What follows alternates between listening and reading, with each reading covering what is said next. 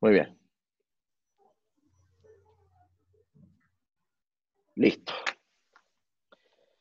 Bueno, bienvenidos una tarde más a este Café con Radiaciones, su segunda edición.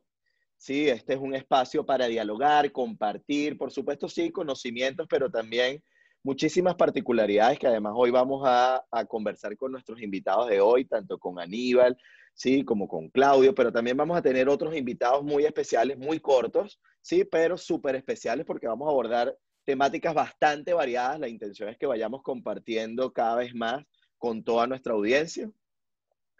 Y bueno, por supuesto, darle la bienvenida de igual forma, por supuesto, a Eduardo, sí, nuestro coanfitrión, digamos, acá en este Café con Radiaciones. Así que, bueno, Eduardo, ¿cómo estás? Sí, mira, yo quería saludar a todos los participantes del día de hoy y agradecerles por sus comentarios que nos han hecho llegar a nuestro correo electrónico de Café y Radiaciones acerca de lo que podemos hacer, las cosas interesantes que nos han mostrado. Y hemos visto que hemos tenido una interesante apertura, ya que hemos tenido en el primer video del programa que hicimos el mes pasado, ya tenemos 470 visualizaciones, o sea, 470 personas han visto nuestro primer programa, que está en el canal de YouTube de Café y Radiaciones, y también nuestro Facebook, que tenemos una página de Café y Radiaciones, tiene ya 800 seguidores. Así que en este mes de julio hemos avanzado bastante y queremos seguir avanzando. Por eso que ahora en este programa estamos haciendo unas pequeñas variaciones con el fin de darle mayor participación a todos los colegas de la región que quieran aportar con sus conocimientos para mejorar la divulgación de los temas relacionados con las radiaciones en general. Así que bueno, vamos a empezar con nuestro primera parte del programa, con lo que hemos llamado las efemérides o noticias o destacar algunas fechas importantes.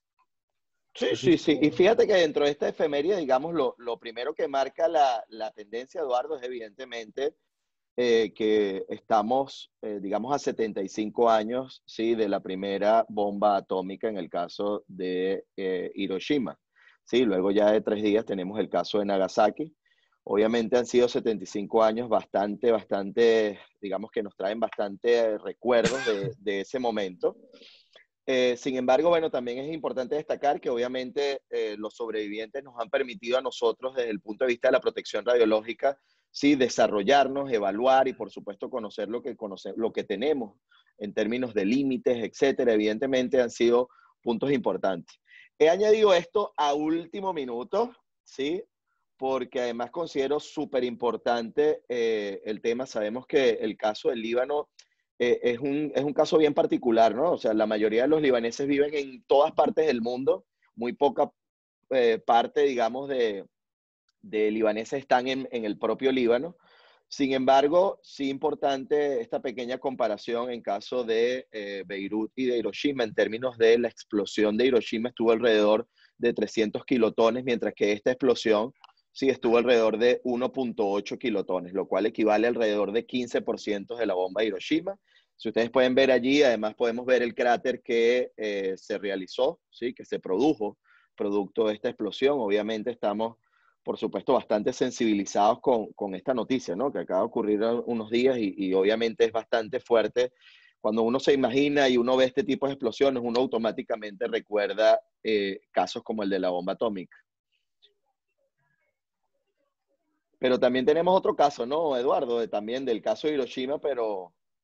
sí, acá quería destacar una cosa importante porque lo de Hiroshima efectivamente es un tema que siempre lo recordamos todos los años, vemos lo que ha sido de devastadora, pero hay una persona que describió con bastante detalle, sobre todo tomando en cuenta el factor humano, que hizo este libro, escribió este libro, que es John Hersey, que justamente él fue un periodista de guerra, un reportero de guerra, que fue asignado a esta misión a Hiroshima unos meses después de ocurrido la caída de la bomba atómica, con la finalidad de brindar un reportaje para una revista.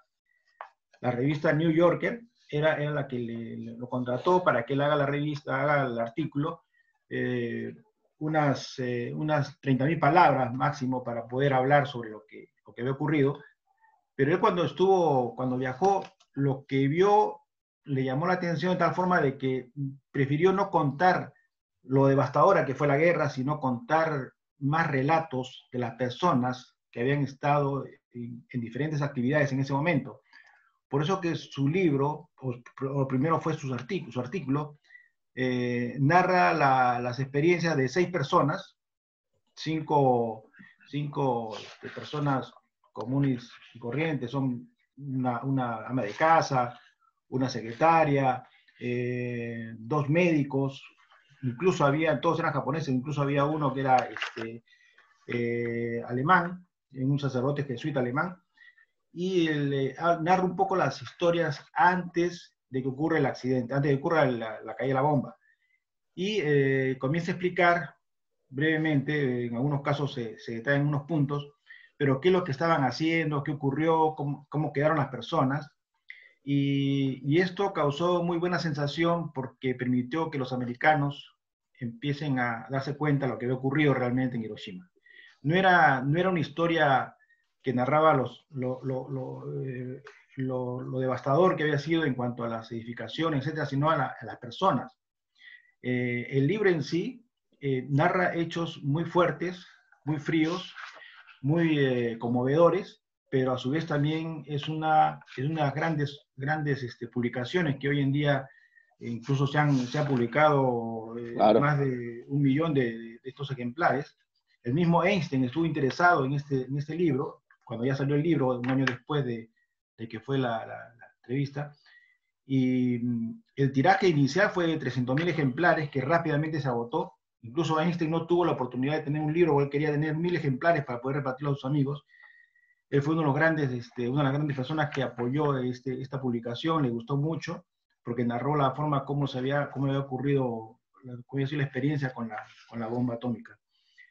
En realidad el libro tuvo bastante acogida. Inicialmente, inclusive dicen que fue la mejor publicación hasta ahora redactada sobre lo que ocurrió en Hiroshima.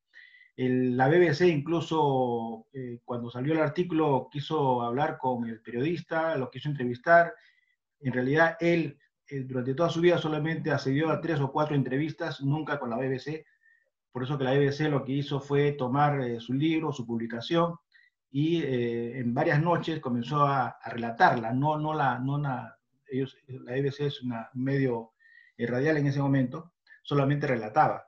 Y tal es así que tuvo tanta acogida que tuvo que hacer otra transmisión nueva con un solo día, hablar sobre lo que ha ocurrido. Este escritor, este periodista,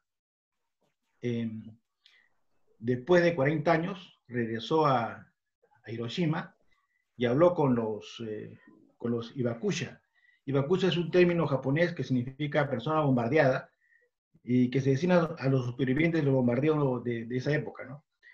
Y él, en el último capítulo de este libro, habla de lo que les ocurrió a estas personas 40 años después. Él en esa oportunidad solamente pudo encontrarse con 4 personas porque ya 2 habían fallecido. Pero es una historia bastante interesante. Yo lo he estado revisando, sobre todo la historia del periodista, porque él fue un ganador de un premio Pulitzer en el año 45, con un tema relacionado con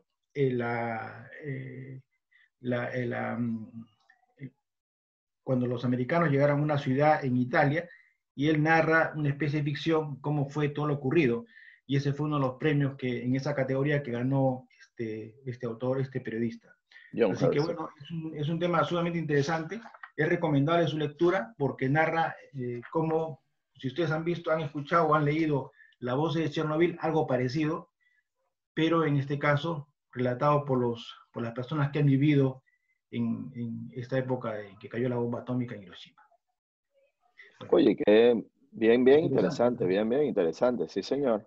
Ahora, fíjense cómo pasamos, digamos, de esta fecha al 2 de agosto del 32, en donde acá sí tenemos a Carl Anderson, ¿sí? Él descubre finalmente el positrón Les digo que lo descubre finalmente porque ya inicialmente Dirac había predicho que tenía que existir una antipartícula, que tenían que existir esas antipartículas en lo que sería 1928, y fíjense que en el 32 ya finalmente Carl Anderson lo logra, ¿no? Y lo hace a partir de examinar diferentes fotografías de rayos cósmicos en una cámara de niebla y, como ustedes pueden ver allí en pantalla, observamos el primer positrón descubierto, ¿no? Finalmente, gracias a el caso de Carl Anderson. Este es el caso del señor George von Hevesy. El 1 de agosto celebramos el aniversario de su nacimiento. Él nació en Budapest, cuando en ese momento era parte del Imperio Austrohúngaro. Hoy en día es Hungría. Él estudió física y química en la Universidad de Budapest, en la Universidad Técnica de Berlín. Obtuvo su doctorado en la Universidad de Friburgo en 1908. Posteriormente trabajó durante años como asistente de física y química en la Universidad Técnica de Suiza. Trabajó con Fritz Haber. En 1910 comenzó una instancia en la Universidad de Manchester, donde trabajó con Ernest Rutherford, a quien nos vamos a referir más adelante. Hasta el año 1913 interrumpió dichos estudios para efectuar conjuntamente con otro importante científico el primer experimento sobre trazadores radiactivos. Este es el mayor aporte de Hevesy sobre los trazadores radiactivos, porque incluso él fue uno de los pioneros en desarrollar los usos de los indicadores isotópicos tanto en las ciencias orgánicas como en las inorgánicas. Y más tarde, en Friburgo, participó en las primeras experiencias sobre uso clínico de isótopos radiactivos. Hay una parte interesante de su vida en la cual él, cuando estuvo en Dinamarca y cuando vio que venían los nazis en esa época, en la Segunda Guerra Mundial, querían invadir, él lo que hizo fue disolver en agua regia 2 de las medallas que habían recibido unos colegas, premios Nobel, 2 de las medallas de premios Nobel, la disolvió y las escondió disueltas en una parte de su laboratorio para que no causen ninguna, no llame la atención a los nazis, porque ellos recogían todo el oro que había cuando llegaban a cualquier ciudad. Y años más tarde ya pudo nuevamente recuperar el oro y darles la medalla a los científicos a quienes le había pedido. Pero hay otro hecho que causa también, que es interesante, porque él, cuando estudió en Manchester, él tenía poco dinero y Rutherford le recomendó una pensión muy barata, donde en realidad lo que estaba mal no era la vivienda, ni la mugre, nada, sino la comida que le daban a los pensionistas. Tal es así que el que no comía, la persona esta, la señora de la casa, guardaba la comida y días después nuevamente le daba la misma comida. Entonces él, como sufría de problemas estomacales, él quería saber si realmente ocurría eso o no. Por supuesto, cuando le decía a la señora le decía, no, pero ¿cómo vas a pensar que voy a hacer eso?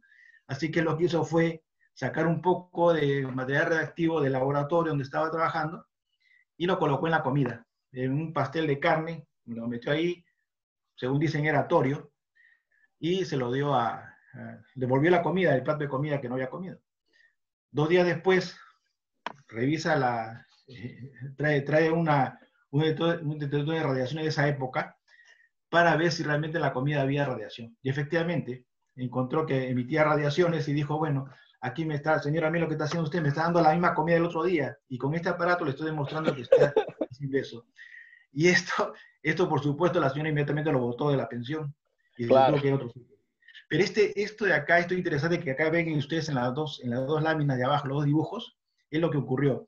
Y estas 2 láminas, estos dibujos que están acá abajo, son los mismos que aparecen en este libro que he encontrado, que se llama El guiso fantasmagórico, que ha sido editado en Argentina por el Ministerio de Educación, Ciencia y Tecnología el año 2005. Así que lo vamos a colocar en nuestro Facebook para que ustedes puedan bajarlo, puedan leerlo, puedan utilizarlo, porque es una experiencia muy interesante que incluso estaba viendo de que esto me llamó la atención cuando yo empecé a trabajar en el IPEN. Yo empecé hace muchos años, hace más de 30 años, pero este librito, que inicialmente era de color azul o celeste, los isótopos en la vida cotidiana, justamente cuando empieza a hablar del tema en la introducción, habla justamente de este hecho que le ocurrió a Hevesy cuando estuvo en la pensión. Así que eso me llamó la atención, por eso que cuando recordé el nombre dije, bueno, debo tener esta revista del año 84, Claro.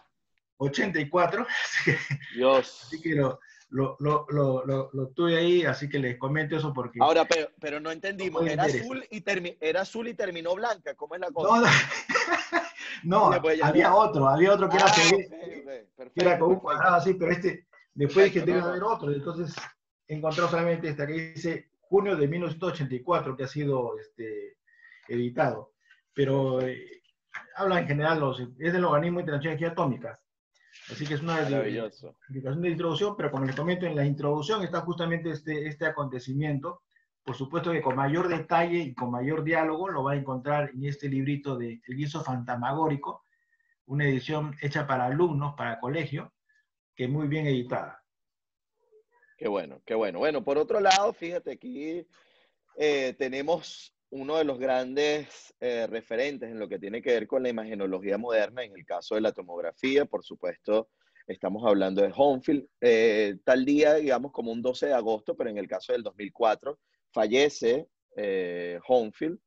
Es muy importante destacar, sí, no se los había comentado en el caso del positrón, obviamente principio físico que además utilizamos en el día a día para las imágenes de PET, en el caso de medicina nuclear moderna. En el caso, obviamente, de Hounsfield, por supuesto, en el caso tomográfico, muy importante.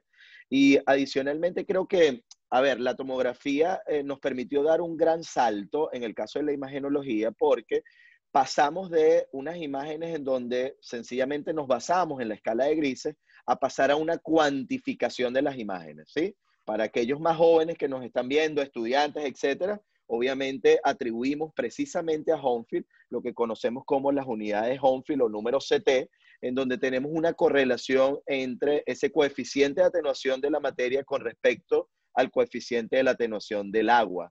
Entonces, de esta manera, evaluamos, por supuesto, imagenológicamente a partir de una escala de grises las diferentes atenuaciones, pero además tenemos la primera manera de cuantificar efectivamente las imágenes, ¿sí? Luego, por supuesto, también en medicina nuclear implementamos muchos puntos, como el caso del SV, etcétera, pero es muy importante destacar este punto en el caso tomográfico.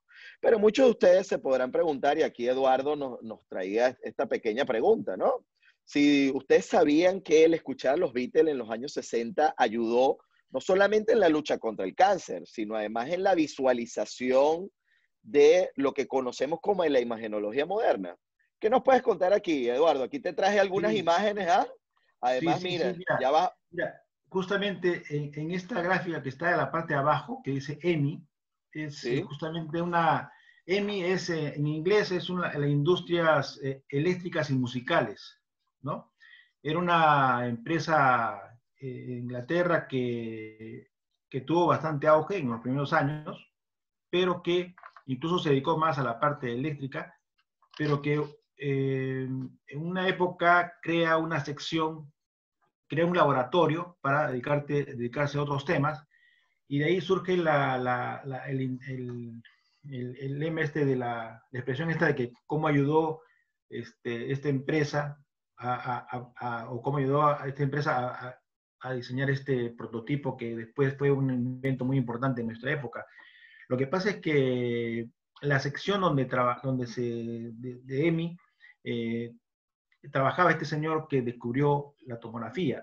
Entonces se dice de que él, los ingresos que tenía la empresa EMI por la venta de los discos de los Beatles sirvieron para solventar los estudios que se realizaron para descubrir la tomografía, el tomógrafo. Y aunque estos datos a veces se contraponen un poco, porque si uno comienza a buscar un poco más de información, se va a dar cuenta de que también el Departamento de Salud y Seguridad Social de Londres, de Inglaterra, también le invirtió dinero para poder desarrollar este prototipo, este primer prototipo. En su época dio 600.000 libras, en el año 60 y tantos, para la construcción de un prototipo y 3 máquinas clínicas que luego las llamaron EMITAC, que justamente están acá mencionándose, que fueron después instaladas en Manchester, en Glasgow y en Londres. aportando además 6.000 libras por la adquisición de un tubo de rayos X que sustituía la fuente original de americio que se utilizaba en esa época. Bueno, entonces uno llega a dudar un poco porque dice, bueno, no hay ninguna prueba, dicen actualmente, de que llegaron siquiera a conocer la existencia, que los virus conocieron la existencia de este señor que se dedicó a hacer este tipo de investigaciones en una sucursal de la firma EMI, que es el laboratorio donde se trabajó, pero que de todas formas fue, digamos, el impulso que le dio para poder desarrollar este equipo, ¿no? Lo que pasa es que Entonces, de sí, alguna también manera, Eduardo, sí, es que hay dos detalles importantes aquí, ¿no? Uno es que EMI necesitaba también salir de un poco de impuestos, ¿no? De la de cantidad impuestos, de sí. dinero que generaba la venta y toda la comercialización de los Beatles, tenían que conseguir una manera viable para salir de impuestos, pero a partir de la investigación, que es una cosa maravillosa, es decir, la empresa privada apostando al tema de salud, que evidentemente está de la mano también con parte de lo que serían las organizaciones públicas, pero evidentemente ese tema es bien interesante, ¿no? El hecho de ver a EMI. Pero también hay un punto importante, Eduardo, que no lo habíamos conversado de verdad antes del Sí, programa, y dime. revisándolo, EMI también fabricó balas. En un momento determinado, una parte de EMI también fabricó balas, es decir, por un lado fabricaba balas, por el otro fabricaba tomógrafos y en el medio estaban los Beatles para emparejar la cosa, ¿no? Claro, porque todos esos estudios se iba a cabo con los ingresos que tenía por Es así. esto, por tener a los Beatles, como el contrato lo hizo en el año 62. Y después siguieron otros contratos importantes, o sea, no solamente con ellos, con grandes cantantes, grupos de música de esa época, como los Beach Boys o los Pink Floyd también, ¿eh? O sea, había varios casos que le han servido porque fue una empresa muy importante, ¿no? En su época.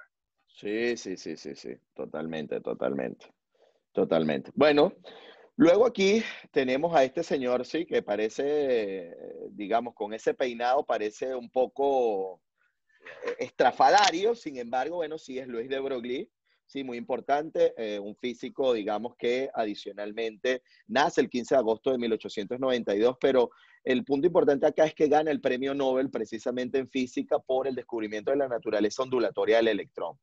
Y adicionalmente he querido traerles esta imagen, ¿sí? Porque yo considero, mire, ahorita, Eduardo, tú que eres un tipo más de las redes, ¿no? De las redes sociales, pero tú te das cuenta que mira, aquí llegan las Kardashian y colocan una foto en traje de baño y tienen 10 millones de visualizaciones con, no sé, 300 millones de me gusta. Tú colocas una imagen de, mira, de la ciencia, que todas cosas estamos desarrollando, 20 me gusta, 50 me gusta, una cosa complicada. Pero esta foto que ustedes pueden ver acá es precisamente del Congreso de Solvay en 1927. Y fíjense ustedes la gran cantidad de científicos que tenemos. ¿Sí? Una foto como esta valdría hoy por hoy cientos de millones de likes y cientos de millones de me gusta. Y precisamente le he querido hacer un zoom a la foto. Ustedes ven aquí, de Broglie está justamente acá. Permítanme colocarlo acá en resaltador. Bueno, lo voy a poner en puntero láser. Justamente lo tenemos acá ubicado. Pero lo que a mí más me llama la atención de esta foto, Eduardo, es justamente esto. Una foto llena de premios Nobel, Ah, bárbaramente. Increíble, increíble cómo nosotros podemos tener un grupo de científicos de verdad tan importantes y que de verdad generaron tanto aporte a toda la humanidad. Así que yo creo que, digamos, un momento bien, bien, bien importante para recordarlo, ¿sí? sí. Bueno, también este mes recordamos el Día Internacional contra los Ensayos Nucleares. Miren, se muestra un cuadro donde hay más de 2.000 pruebas nucleares desde el año 45. Bueno, en realidad, este es un tema que repercute mucho, pero por eso que las Naciones Unidas, en su oportunidad, declararon que el Día Internacional contra los Ensayos Nucleares, ¿no? Esto sucedió el 2 de diciembre del año 2009 en la Asamblea General, que aprobó por unanimidad declarar el 29 de agosto el Día contra los Ensayos Nucleares. Esto fue una propuesta, eso salió como consecuencia de una propuesta que hizo la República de Kazajistán, apoyada por varios países, que tendría como finalidad conmemorar la clausura del polígono de ensayos nucleares que tenían en esa época la Unión Soviética, ya era Rusia, en la cual ocurrió ese mismo día en el año 91.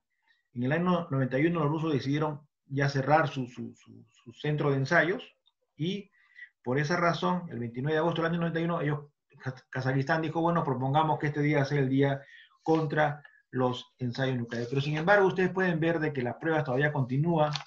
Sí. Hemos visto ahí que hay algunos años recientes, ¿no?, que se siguen haciendo. Por esa razón que incluso se pretende ahora establecer el tratado de prohibición completa de los ensayos nucleares, cuyo tratado todavía no está vigente, pese a que 178 países de 195 ya han firmado este acuerdo y este tratado. ¿Por qué razón? Porque hay países que se están oponiendo, como Pakistán, India, China, Corea, etcétera, que deciden no firmar este acuerdo para que se ponga en vigencia.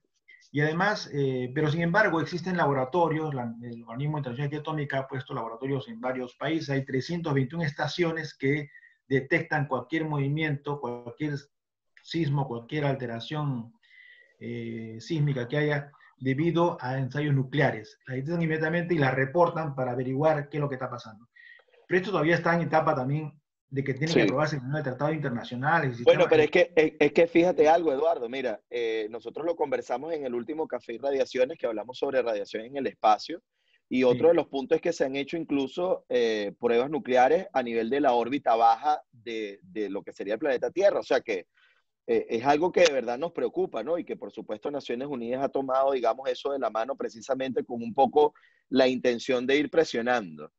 sí. Y yo me conecto precisamente con con esa misma fecha, ¿sí? Precisamente lo tomamos del 29 de agosto en conmemoración al 29 de agosto del 49, ¿no? Cuando la Unión Soviética, en el caso ya en Kazajistán, efectivamente disparan esta bomba atómica, en la cual tiene alrededor de 20 kilotones, fue la estimación final que se tuvo de la explosión de esta bomba. Sí, una bomba de plutonio generada en ese momento. Entonces, creo que bien importante, ¿no? Que agarremos este mes de agosto en donde hemos visto ya desde Hiroshima toda la cantidad de pruebas, el caso de la Unión Soviética, un poco tratar siempre de hacer el llamado de atención a que, y todos nosotros obviamente llamados a efectivamente al control de lo que serían este tipo de armas y por supuesto la utilización de las radiaciones con fines pacíficos. Bueno, también este mes se celebra el nacimiento de Ernest Rutherford. Bueno, es muy conocido el tema de Rutherford en el sentido de que él fue el que dio una primera versión de lo que es el núcleo atómico, o el núcleo del modelo atómico, donde mediante un experimento demuestra de que las partículas alfa rebotan en una lámina de oro, o pasan o rebotan, dando a entender de que había un núcleo de masa, de una gran masa de cargas positivas, donde rebotaban las partículas de estas. Y por esa razón él dice, bueno, él además estudió las partículas alfa, la partícula beta, fue el que descubrió eso, pero demuestra con esto de que había un núcleo positivo y otras partículas alrededor que eran electrones, ¿no? Con este experimento. Él tiene premio Nobel y además hay una placa en, en la Universidad de Manchester con su nombre, donde él dice que él acá estuvo con su laboratorio, acá trabajó, acá se dedicó a desarrollar lo que es la física nuclear, ¿no? Es un tema muy, muy interesante. No he visto, bueno, también estuvo en otros temas, porque durante la Primera Guerra Mundial también estudió la detección de submarinos mediante ondas sonoras, de tal modo que fue uno de los precursores de lo que hoy en día es el sonar, ¿no? También en el año 19 logró la primera transmutación artificial de elementos químicos mediante el bombardeo de un átomo de nitrógeno con partículas alfa. Recibió el Premio Nobel de Química en 1908 en reconocimiento a sus investigaciones relativas a la desintegración de los elementos. Fue elegido presidente de la Real Sociedad de Londres, tuvo varias condecoraciones, incluso tuvo el grado de Sir. Demuestra que las partículas alfa son núcleos de helio. Tuvo un trabajo muy interesante. Recuerden ustedes que también ahí hubo muchos investigadores, muchos científicos que pasaron por su laboratorio, ¿no? Así que por esa razón es uno de los, recordamos su fecha de nacimiento y recordamos que él fue el que llevó el modelo atómico, digamos, ¿no? Creo que había Así otra es, lámina. así No había es. otra, ¿no? No, no, y ahorita sí pasamos con Ah, nuestro primer invitado en la tarde de hoy, sí, en el caso de Eduardo. Si sí, quieres, Aníbal. Eduardo, presenta a Aníbal, sí, sí. Sí, sí, sí, Aníbal es ingeniero nuclear, tiene una vasta experiencia en la parte docente, más de 30 años como docente en varios temas nucleares, profesor adjunto del Instituto Balseiro en la carrera de Ingeniería Nuclear, la carrera de especialización en aplicaciones tecnológicas de energía nuclear. Tiene experiencia profesional también porque él trabaja en la Comisión Nacional de Energía Atómica, en los temas de neutrónica de reactores nucleares.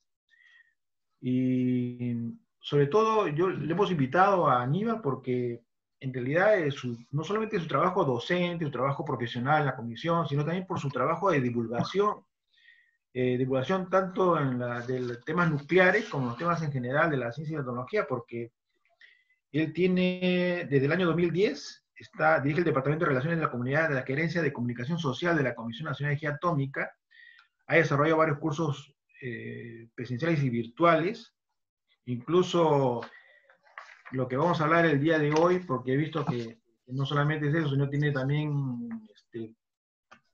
tiene una vasta experiencia de actitudes naturales en locución, por eso que te invitan continuamente a unas reuniones importantes de la CONEA, de la CENEA, y queremos conversar un poco contigo porque también tú eres psicólogo social.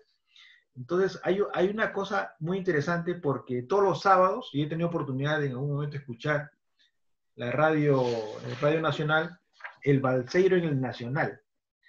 Hola Aníbal, ¿cómo estás? Pero eso sí, Aníbal, nos hablas por favor en danés o en alemán, ¿ok? No, nada de español. Nada más para el resumen para quienes nos están viendo. Buenas tardes, buenas noches a todos. Muchísimas gracias por la invitación. Muchas gracias a todos los que están acompañándonos desde tantos lugares. Veo que nuestro país, Argentina, está muy bien representado en esta charla, así que saludo a todos los amigos y conocidos. Y bueno, muchas gracias por esta invitación. Solamente quería traer a colación en esa foto que nos compartió Omar al principio, dos curiosidades en la foto de la reunión Solvay, donde hay una sola persona de todas las ganadoras del premio Nobel que ganó 2 veces el premio Nobel. Hay otra curiosidad, que hay una sola y única mujer en esa reunión. Bueno, las dos personas coinciden y es Marie Curie. Marie Sklodowska, que no solo es la única mujer de la foto, sino además la única persona durante mucho tiempo después que ganó doble premio Nobel por física y por química. Bueno, ahora entrando al porqué, también está entre nuestros radioescuchas el creador de este programa del que me invitaron a hablar, el Balseiro en Nacional, que es el Instituto Balseiro, que comúnmente, coloquialmente se lo conoce como el Balseiro, en Radio Nacional Bariloche, originada esta idea por un tal Arturo Bevilacqua, que nos está escuchando, y Verónica Garea, una científica muy reconocida en nuestro país, que recibida también en el Balseiro, ambos, y luego pasaron su carrera profesional por distintos lugares, incluso son expertos internacionales del Organismo Internacional de Energía Atómica, y un 20 de julio del año 2001 se les ocurrió comenzar un programa de radio que prontamente me invitaron y me pasaron la posta, y desde muy poco después estoy en ese programa de divulgación, de difusión, de comunicación de la ciencia. Fue pasando por tantas aristas de lo que es la divulgación de lo que hacen nuestros egresados, docentes, estudiantes del Instituto Balseiro, no solo en nuestro país, sino también en el extranjero. Contamos con muchos, por suerte, mucha gente en el exterior que aporta con su conocimiento a la ciencia y la tecnología internacional y de vez en cuando tiene la posibilidad de pasarnos a visitar por Bariloche y contamos en ese estudio donde podemos ver la foto mía y de nuestro primer operador, Rubén Darío Lagrasa, ahí atrás del vidrio. Es un estudio de radio muy completo, con, como se ve, una tecnología notable por ser una radio del Estado Nacional Argentino y que desde hace, como ven, hace muy poquito, el 20 de julio de este año, cumplimos los primeros 19 años. Y en los comentarios ese señor Arturo Bevilacqua dice, bueno, estuvimos muy hábiles al pasarte la posta, no lo sé, pero creemos que es una buena idea seguir hablando de ciencia y tecnología todos los sábados de 10 a 11 por una radio que se escucha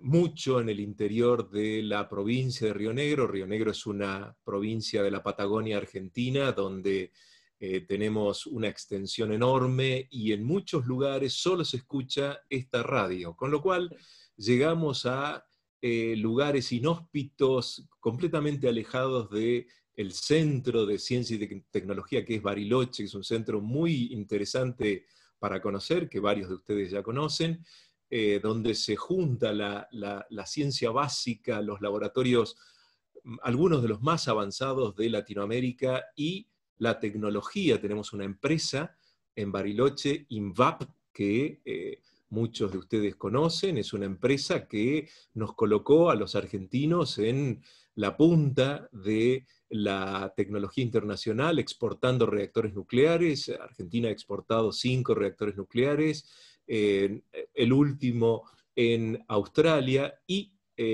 toco el tema de Australia porque justamente fue en esa época, Argentina gana el contrato en el año 99, y ahí comenzamos un grupo de aventureros, un poco delirantes, de la mano o siguiendo el ejemplo de Arturo Bevilacqua, de contar cosas en la radio sobre temas que creíamos que estaban siendo mal contados, hablando bien, y también había una campaña de desprestigio de la energía nuclear a nivel internacional. Así que ese programa de alguna manera ayudó o quiso ayudar al conocimiento de lo que era algo totalmente desconocido en nuestro país a nivel coloquial, la energía nuclear. Bueno, yo vengo del área de la energía nuclear. Ahí a la derecha arriba hay una foto del reactor RA6, y hablando de premios Nobel, ese es Edvard Moser, premio Nobel de Medicina y Fisiología del año 2014, que ganó el premio Nobel junto con su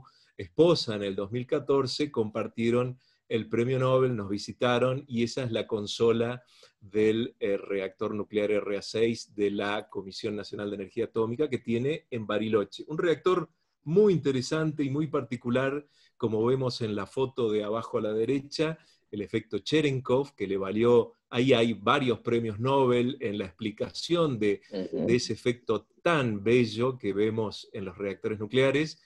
El reactor RA6 se inauguró en el año 82, pero se creó para acompañar la carrera de ingeniería nuclear. Y yo fui uno de los primeros usuarios, siendo joven alumno del Instituto Balseiro, y hoy es un ejemplo a nivel internacional de compartir lo que se enseña en un reactor nuclear a través de Internet con el RA6 en línea, y se comparte a universidades en Venezuela, en Cuba, en España. Tenemos alumnos por Internet de todo el globo, lo cual nos hace muy felices, y esta idea de la patria grande se comparte también con la energía nuclear.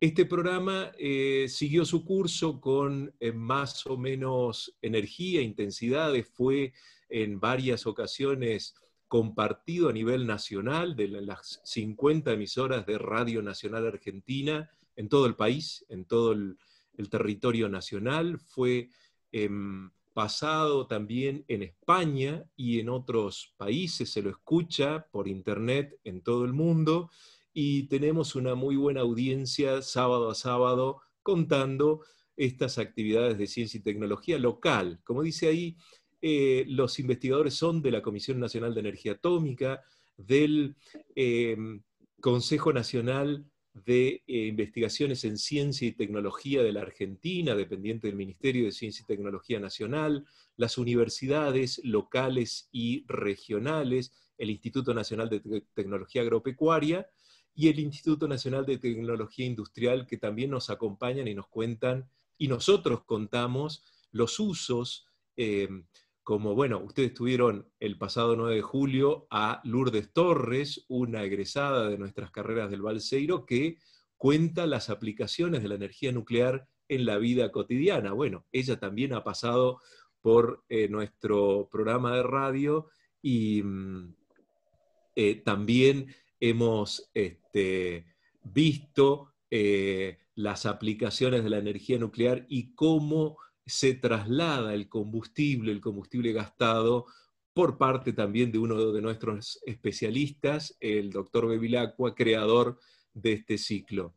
Y así que bueno, hoy nos pueden seguir en las redes, en Facebook, en el mail, los programas están todos disponibles, se puede acercar a través del mail, los originales en formato de frecuencia modulada, que son un poco pesados, pero son muy interesantes de escuchar en primera voz, de primera mano, los avances, los descubrimientos de la ciencia de primer nivel, como son los egresados del Instituto Balseiro, y que nos van contando la ciencia mientras se hace, mientras se cocina, mientras los progresos van sucediendo, nosotros tenemos ese progreso, lo vamos contando en el programa. Por ejemplo, el observatorio más grande del mundo está en una provincia argentina que se llama Mendoza. En el sur de Mendoza está Malargüe,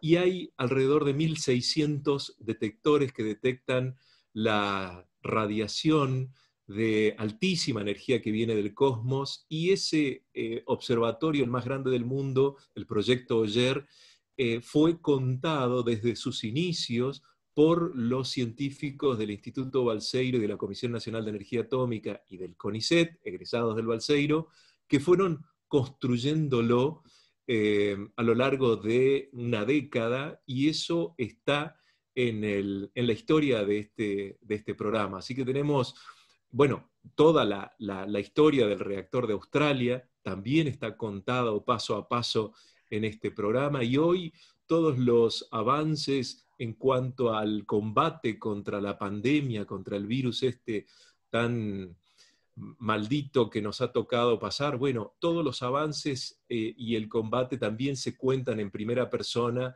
por aquellos científicos que investigan y bueno, comunican desde la radio. Imagínense cómo es contar para un científico que no tiene un pizarrón a mano, que no tiene una tiza para contar una ecuación, no la puede contar en radio, la tiene que hacer accesible, entendible para aquel trabajador de la estepa que está trabajando en el campo y seguramente tiene tanto interés y tanto derecho a conocer como cualquiera de los trabajadores de un centro de investigación en ciencia y tecnología. Así que bueno, muchísimas gracias por la invitación, y hablando de las efemérides en este mes tan importante, el 1 de agosto del año 1955, o sea, hace 65 años, comenzaban las clases en aquel Instituto de Física de San Carlos de Bariloche,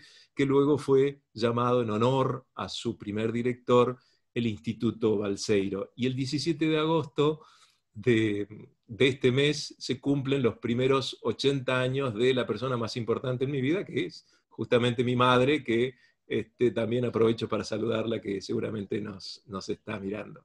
Así que muchísimas gracias, Omar. Aprovecho las efemérides Gracias, para Aníbal. mandar un feliz Gracias, Aníbal. cumpleaños. Claro, listo. Ya ahí se ganó todos los puntos del hijo. Perfecto.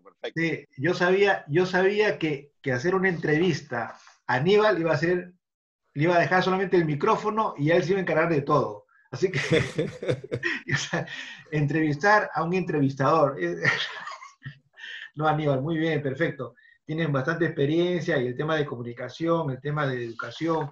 He visto que también hay un curso, la vez pasada vi un curso que está para docentes, que dicho sea de paso, Claro, a veces aquí un poco también porque tiene una gran nos acogida. acompaña, ¿cómo no?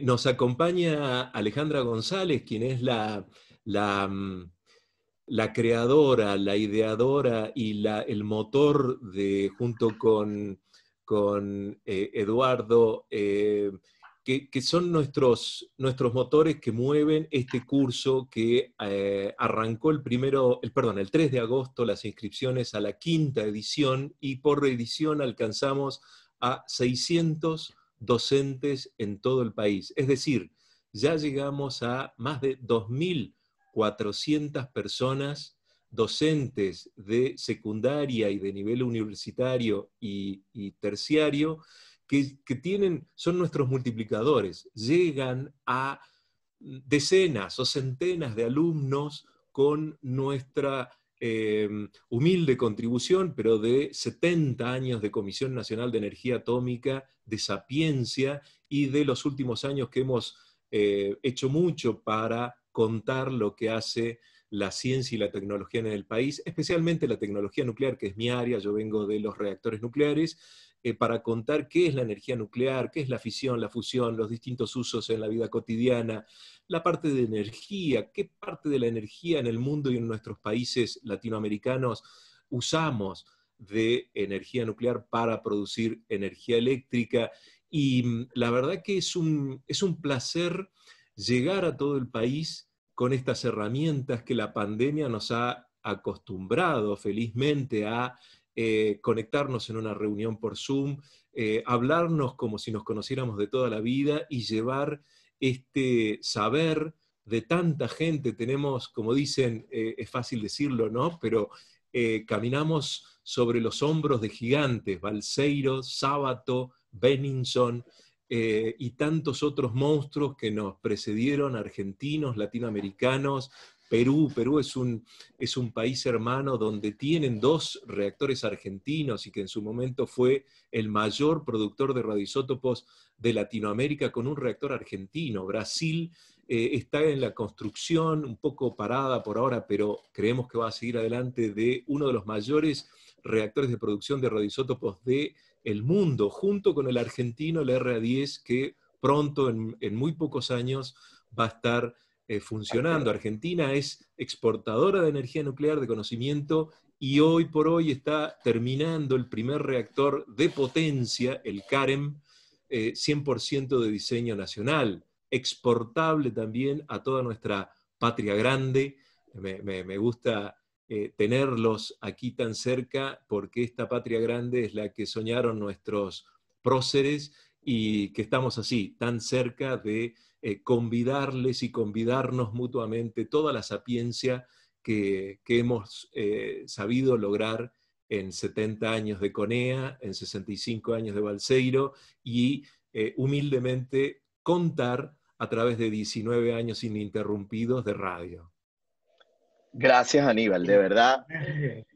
Creo que impresionante el resumen que nos ha podido hacer Aníbal, además que, bueno, digamos, súper recomendadísimo, por supuesto, seguir acompañándonos, y además yo creo que uno de los puntos súper importantes va a ser el hecho de cómo poder llegar a tanta gente, ¿sí? Con el caso de la radio, en el caso de la Radio Nacional, de verdad que es un punto importante, ¿no? El hecho de que llegue la ciencia a todos los rincones del país, y por supuesto, en nuestro caso, que también lo podamos ver en diferentes regiones, ¿sí?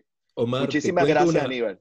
Sí, una sola cosa. Fíjense que la radio, si bien, como sabemos con los colegas, es tan difícil contar ecuaciones y fotos e imágenes que nos ayudan, esto del descubrimiento del positrón, imagínense cómo contarlo en radio, o qué es el efecto Cherenkov si no podemos mostrar fotos en radio.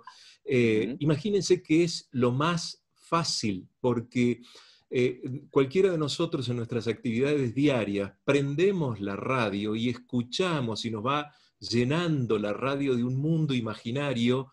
Recuerden La Guerra de los Mundos, ¿no? De Orson Welles, aquel programa famoso donde la gente creyó que había una invasión extraterrestre. Bueno, imagínense meternos en el corazón de un reactor nuclear a través del relato de expertos y buenos contadores. Mi madre es contadora, así que siempre Estás relato en vinculado. que hay que ser un buen contador para contar algo interesante, y no necesariamente un experto en esa materia, sino tener ganas de contarlo y sobre todo entender lo que uno hace. Uno de nuestros grandes profesores en el Balseiro cuenta que un día volvió a la casa y volviendo a la madre, le contó a la mamá que estaba trabajando en algo muy importante. La madre le preguntó qué era y él dijo, no, mamá, no te puedo contar porque no lo entenderías. Y la madre le contestó, si no lo puedes contar para que yo lo entienda, entonces tú no lo estás entendiendo. Y eso es algo muy interesante para, si podemos contarlo en forma fácil, es que nosotros también entendemos qué es lo que estamos haciendo. Muchas Sí, gracias. pensé que ibas a cerrar con que la madre decía que si no lo escuchaba en el Balseiro en Nacional, entonces él no sabe nada. Pero bueno, menos mal que cambiaste el final. Está bien, Aníbal, está bien, está bien. Muchas gracias, Aníbal, de verdad por Aníbal. compartir. Ahora fíjense, vamos a pasar aquí rápidamente a un museo nuclear. Uno ve imágenes como estas, sí, estas son imágenes reales, reales, reales. Y uno lo primero que pudiera pensar es que, bueno, pudiésemos estar en la Unión Soviética o en donde sea, en cualquier parte del mundo. Sin embargo, esto está bien cerca, muy, muy cerca. Vamos a ver si ya nos acompaña por allí con video nuestro amigo Pablo, Vamos que a lo invitar a vi, Pablo. Pablo es ingeniero biomédico, es sí. magíster en protección radiológica en la Universidad Politécnica de Valencia, en España, y es director gerente de la empresa Ciber de Medellín, Colombia. Pablo. Sí, ya ahí lo tengo, ya ahí lo tengo. Le está dando, pues sí, Audio. imagínense, esto lo Ahí. tenemos en plena Colombia, este museo nuclear. Cuéntanos, Pablo, ¿cómo está todo? ¿Cómo están ustedes?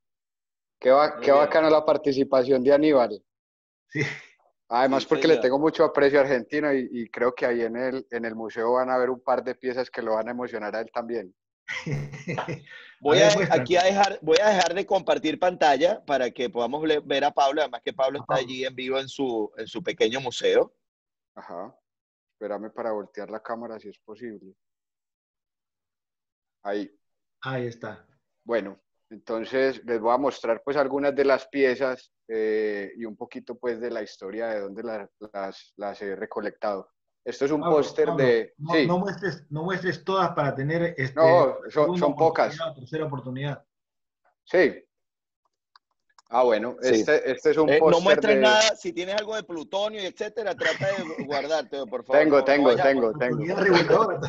Tengo. No, sí, todo sin morbo. Este es Allá. un póster de Chernóbil de 1987.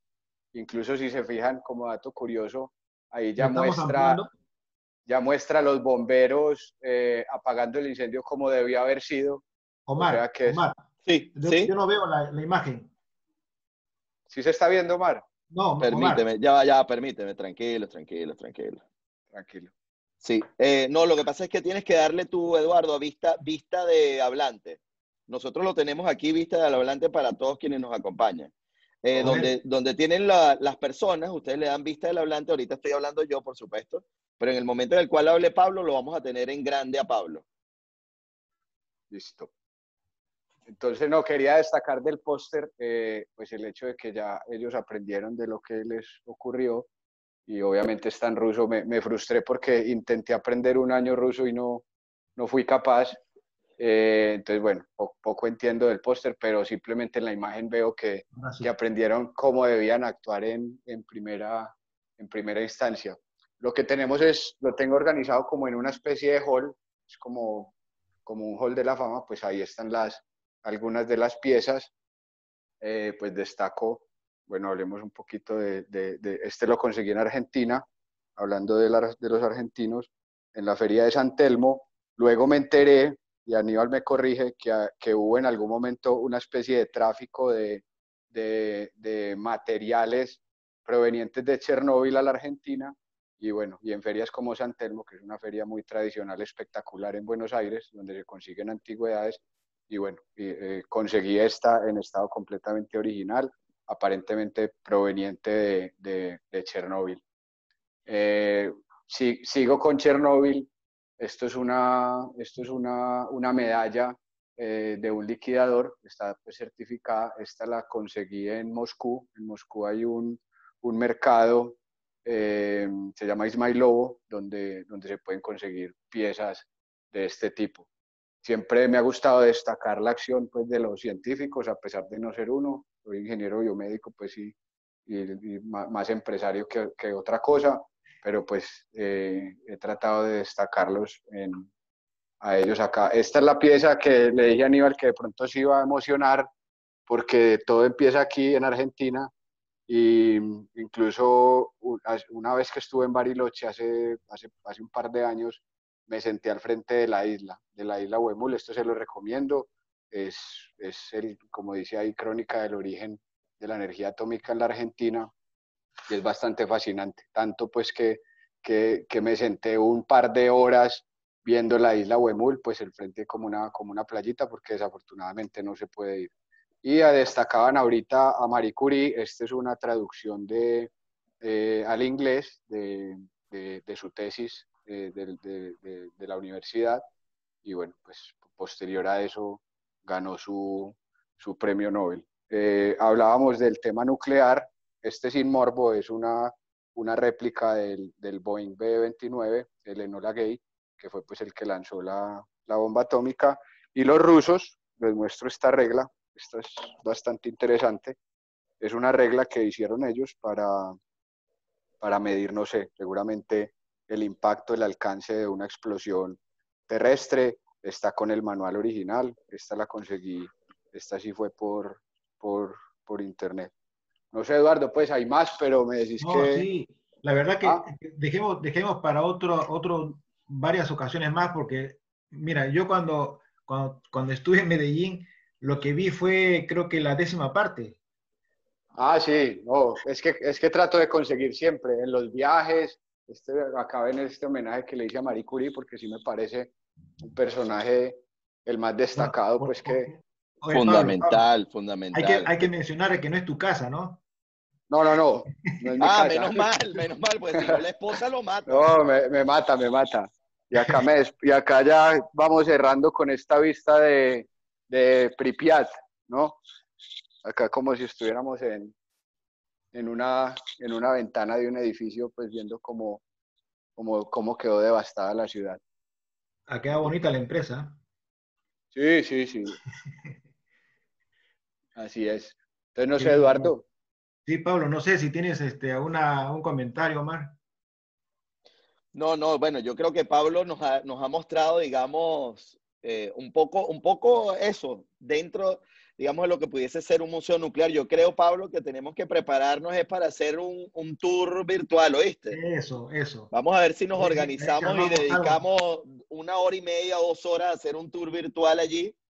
Y nada, me propongo ahí mismo, listo. Yo soy, me pongo de presentador y tú vas Lo presentándonos un hacemos, poquitico las cosas. Claro que lo sí. hacemos, lo hacemos. Bueno, y si alguien sabe de algo, alguna pieza extraña la tienen Claro, Aníbal también nos y puede les aportar. estorba en la casa, Sí, sí, en la pero casa, yo se la cuidado, recibo. cuidado, cuidado. Lo Tengan que cuidado, sea, por favor. sin Muy morbo, bien, sin muy morbo. bien.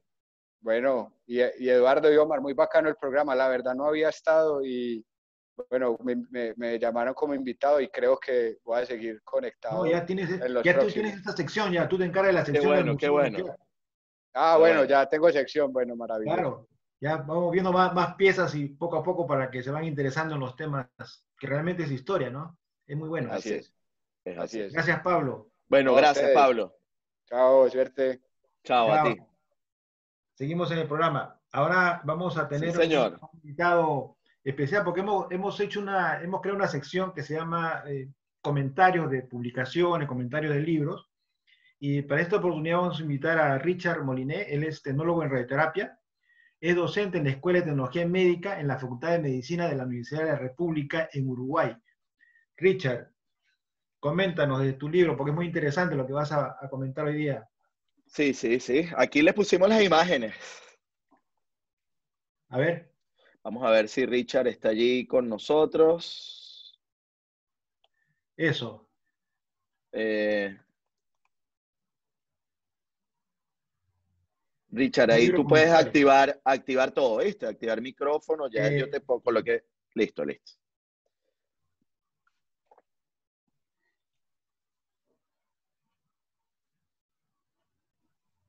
Richard. Hola, ¿me escuchan? Sí, Sí, sí, sí, te perfecto. escuchamos, Richard. Sí. Bueno, buenas noches a todos. Muchas gracias por la invitación. Agradezco y espero que estén, a pesar de la pandemia, pasando todos lo mejor que puedan, tanto sus familias como sus amigos, sus lugares de trabajo. Estamos todos afectados por esta cuestión. Espero que la estén pasando como puedan y lo mejor posible. Bueno, esto es iniciativa de Eduardo. Eduardo, yo he visto que es muy interesado en los temas de Einstein y eso, entonces hace un tiempo fue una buena sorpresa encontrar en las librerías de Uruguay una, una, este, una recopilación, una crónica del viaje histórico que realizó Einstein en el año 1925 por estos lugares. Y claro, comentarle a Eduardo, si uno le comenta un libro, ¿dónde puede terminar, no? Pero bueno, encantado de estar transmitiendo mi impresión sobre el libro. Y bueno, se lo tengo prometido para cuando pase la pandemia y habiliten el correo se pueda enviar, se lo voy a enviar con mucho gusto. Bueno, primero empezar a hablar del autor, ¿no? Diego Moraes es un licenciado en letras que ha publicado diversos trabajos, sobre todo crónicas e investigaciones, de diferentes temas. Nació en el año 1979 y realmente, bueno, este ha sido muy positivo, digo, y no sé si en los países de ustedes se da ese fenómeno de que cada tanto aparecen este tipo de crónicas, de cada tipo de publicaciones, que llevan a que no se pierdan las cosas, ¿no? Porque digo, los hechos históricos, Claro. si no se pierde, digo, y bueno, en ese sentido, esto es una muy buena cosa. Bueno, yo creo que la visita de Einstein al Uruguay debe haber sido en el siglo XX el hecho científico más relevante de lo que hemos tenido. Un país como el nuestro, que reciba por una semana a Einstein es formidable. Digo, no sé, pongo formidable porque no sé buscar un adjetivo que lo pueda representar. Califica. Bien. El otro también nos había visitado en el siglo XIX, estuvo Charles Darwin también en Uruguay. En Uruguay recién formado. Bueno, este viaje de Einstein,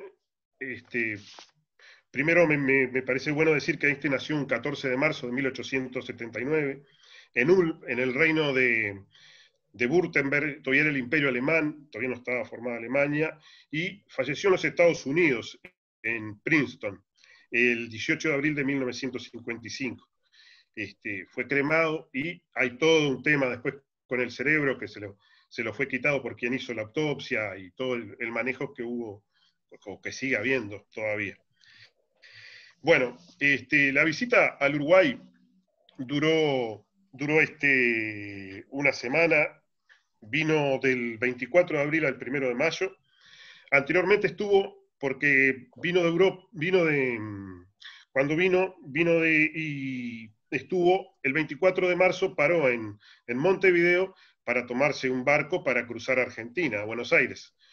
Y ahí también dio una conferencia en el puerto de Montevideo. Y como digo, llegó al Uruguay por una invitación que le hacen en Argentina le hace, se piensa que se dice que es la Universidad de Buenos Aires la que le hace la invitación, porque él era la Universidad de Buenos Aires quien traducía algunos de sus artículos, tenía el permiso para la traducción de sus artículos científicos.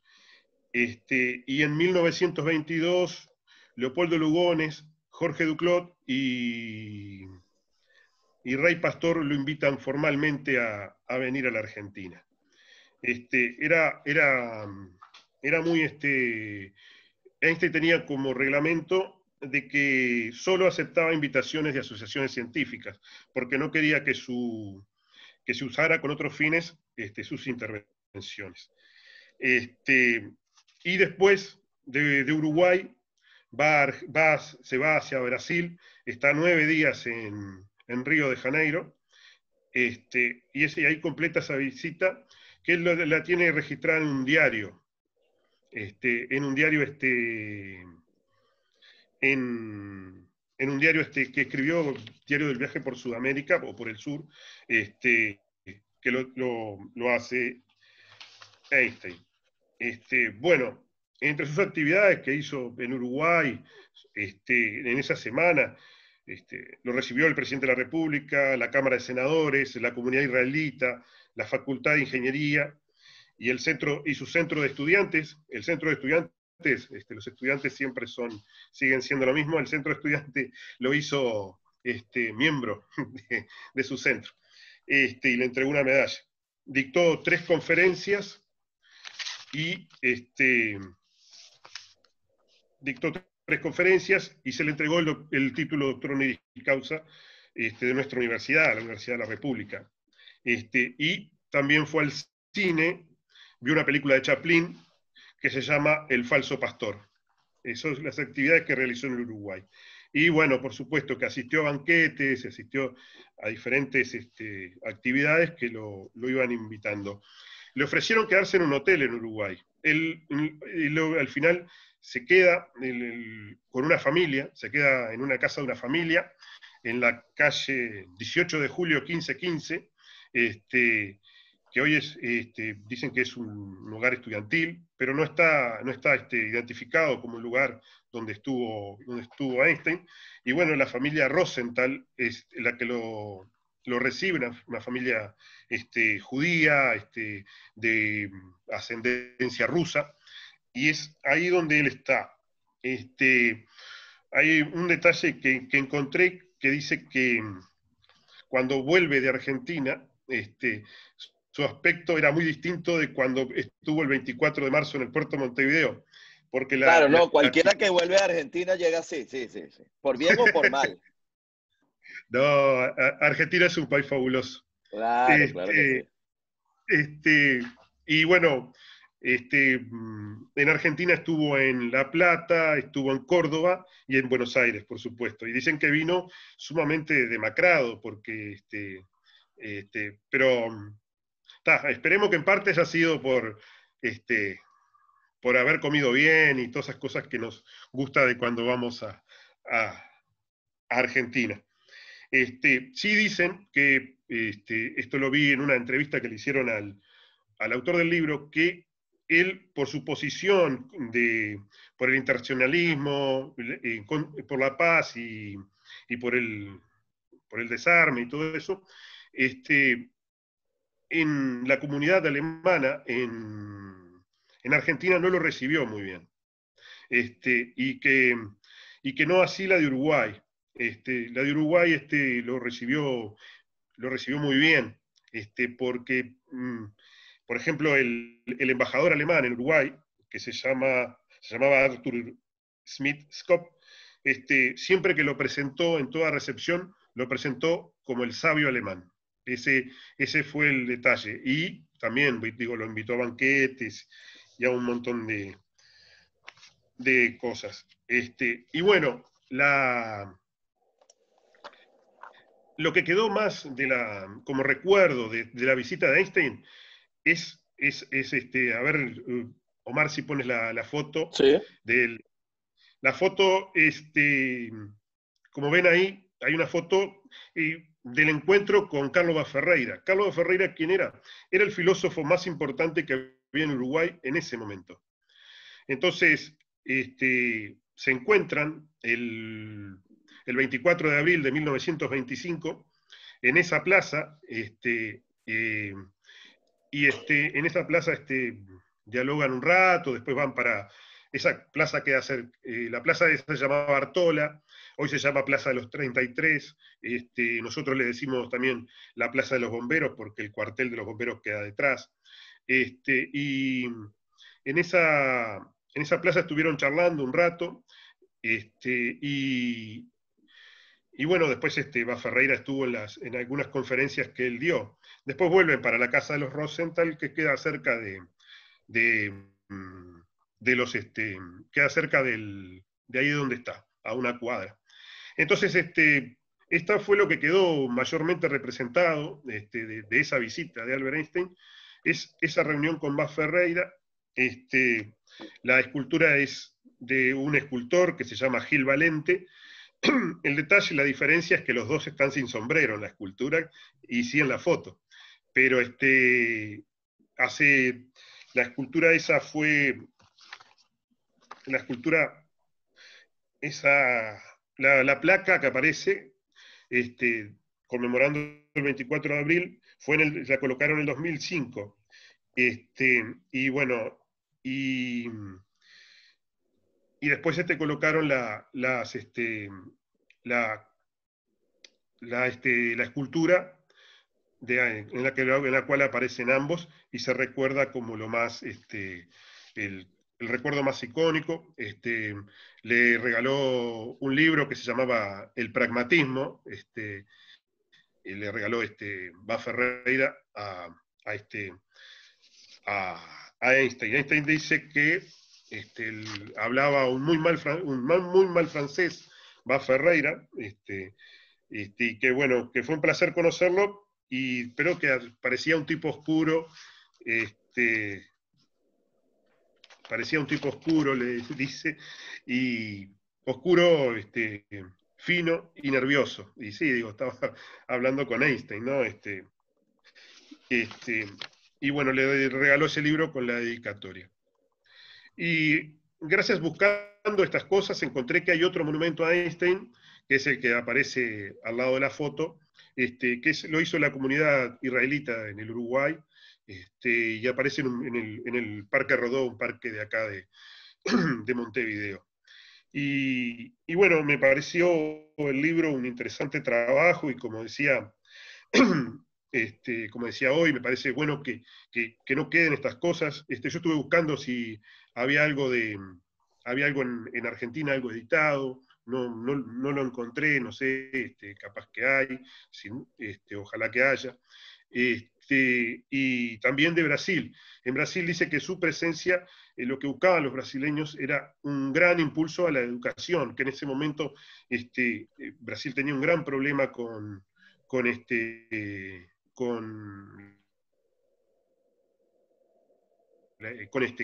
el analfabetismo y eso, digo, era un país que también recién comenzaba, ¿no? en varios aspectos. Y me queda algo que es la asociación, cómo vino a Uruguay, ¿no?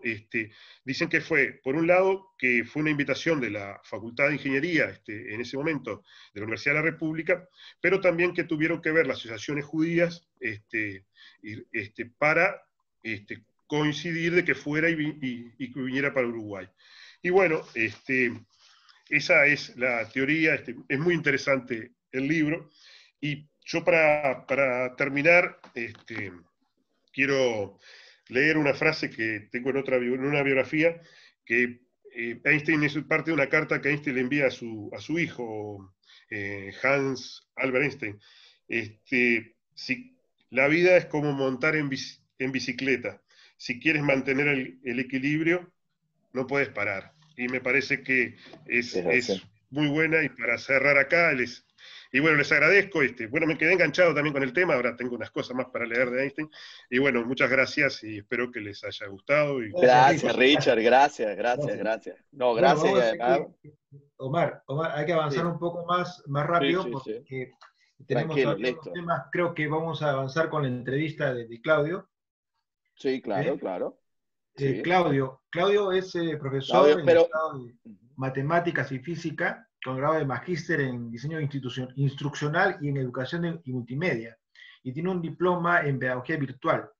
Durante más de 40 años se ha dedicado a la docencia, tanto en la Universidad de Chile, como en la Universidad Metropolitana de Ciencias de la Educación, donde llegó a ocupar diversos cargos, incluso fue prorector entre fines del año 2018 y mediados del 2019.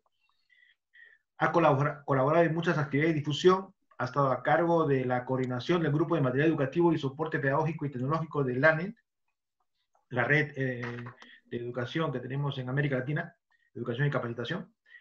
Y sobre eso queremos hablar justamente con Claudio, sobre eso y sobre un poco su experiencia que ha tenido estos años en la parte de educación, sobre todo en los temas nucleares. Claudio, buenas noches, buenas tardes. ya va, Claudio. Claudio, no te escuchamos. Tienes que darle El audio. el Sí, audio. perdón, Ajá. ahora sí. Ahora sí. Ya, buenas tardes a todos y muchas gracias por la invitación. Felicitaciones por el programa. Para ser breve, porque miro el tiempo y estamos ya casi en el límite. Pero tranquilo. Entonces, bueno, si me compartes la lámina, eso, ahí está. Bueno, quizás a algunas personas les pueda llamar la atención. Yo no soy, yo soy un profesor de física y de matemática, ¿no es cierto? Y trabajo en la universidad muchísimos años, pero no soy un especialista nuclear propiamente. Sin embargo, muy interesado en la temática del uso pacífico de la tecnología nuclear desde toda mi vida profesional. Hemos trabajado por muchos años con la Comisión Chilena de Energía Nuclear. Tenemos un convenio, mi universidad, que es un pedagógico, ¿no? Tiene un convenio de larga data con la Comisión Chilena de Energía Nuclear, con quienes hemos hecho muchas actividades en conjunto en beneficio de profesores de estos temas.